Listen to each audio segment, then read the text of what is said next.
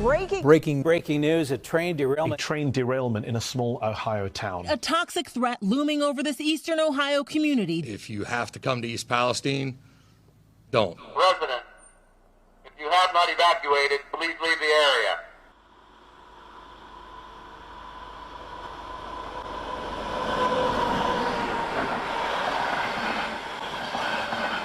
February 3rd, 2023, a Norfolk Southern train leaves Madison, Illinois station with 159 cars and 3 locomotives.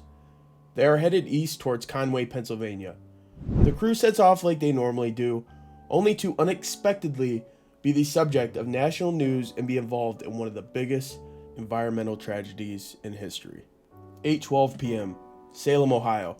A camera captures sparks and flames visible from under one of the cars, and the crew was alerted by an alarm that the wheel bearing is 253 degrees above what it should have been.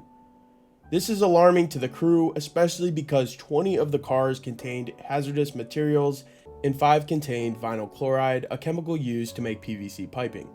Vinyl chloride is extremely flammable and causes central nervous system problems, increased risk of liver cancer, brain cancer, lung cancer, lymphoma, and leukemia.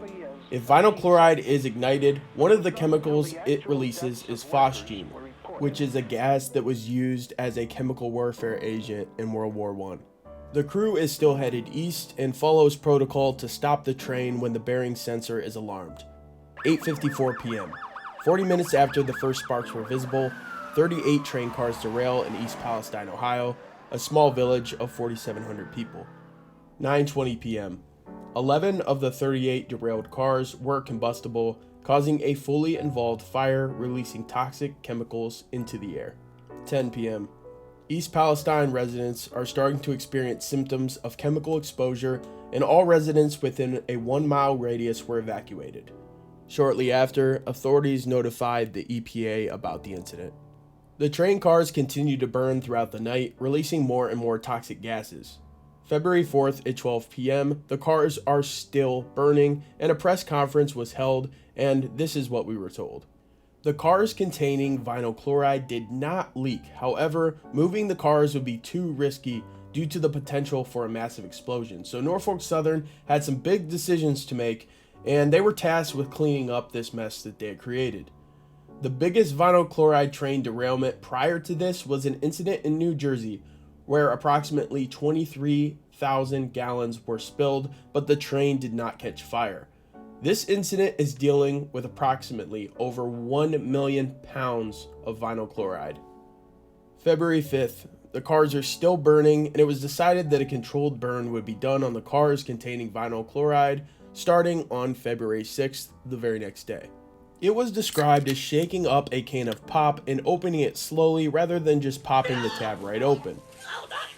There is no good solution. However, releasing phosgene into the air is extremely concerning, not only to the East Palestine residents, but surrounding cities as well. East Palestine is located about 20 miles south of Youngstown, Ohio, and 40 miles northwest of Pittsburgh, Pennsylvania. 500 residents remained within the 1-mile radius, refusing to evacuate the area.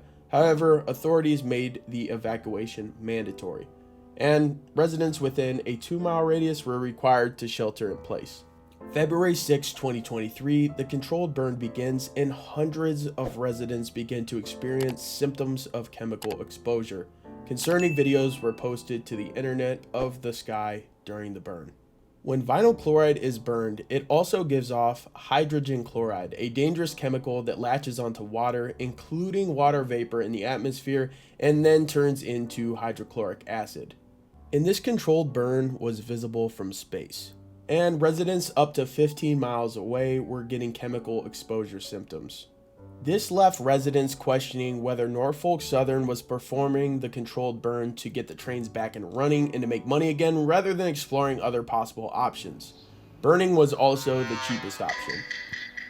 Residents were also infuriated that Norfolk Southern was responsible for handling the mitigation of the incident, with concerns that the information they are giving to the public is not accurate, and it seemed as if they wanted to move on from the incident faster. Norfolk had the power to control the narrative. This was bad press for the $50 billion company, especially because the news was now reaching national media. February 8, 2023, low levels of the chemical butyl acrylate detected in multiple testing sites along the Ohio River. The same day that residents of East Palestine were told that they could return home and begin living their normal life again. Many residents were happy to hear that they could return home because many in the village are paycheck to paycheck and they were forced out of their homes with no good options other than family members in the area, if there are any, or hotels, and most spent money to stay in hotels that they really didn't have the money to afford. February 10th, 2023, the EPA sends a letter to Norfolk Southern notifying them that these 5 chemicals have been and are continuing to be released into the air, soil, and water. Initially, the village of East Palestine was offered $25,000, which equals $5 per person for the inconvenience.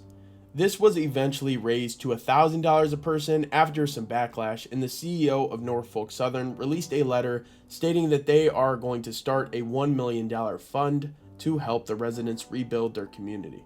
The amount of damage done can't be reversed. Now let's look back at Norfolk Southern.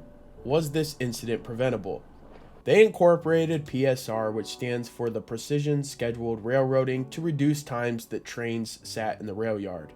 Since PSR was incorporated, crews have reported being overworked, longer trains, and the most concerning is that safety checks used to take about 5 to 8 minutes per car, and they are now reduced to 30 seconds a car, leaving us to wonder if this incident could have been all prevented in the first place had the proper checks been done on the train.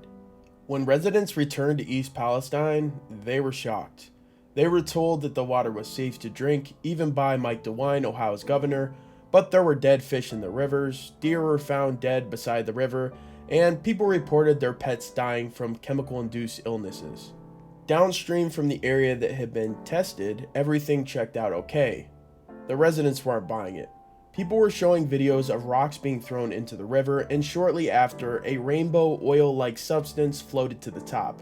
Also, there are concerns when it rains since these chemicals bind with water. Residents are reporting to have rashes after showering, and one resident allegedly now sounds like Mickey Mouse due to the chemical damage. I know you can't tell us, but is it like that? You sound like Michael Jackson normally? Lately, I sound like Mickey Mouse. Yep. But He's got a deep, raspy voice. Norfolk Southern has not yet finished cleaning up the incident, and residents are still experiencing symptoms and their pets are still dying.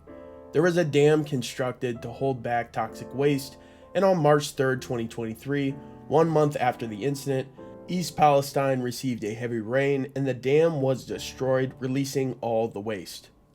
Our thoughts are with anyone affected by this tragedy, and we hope that the residents can get the medical and financial help that they need to get through as they rebuild their community.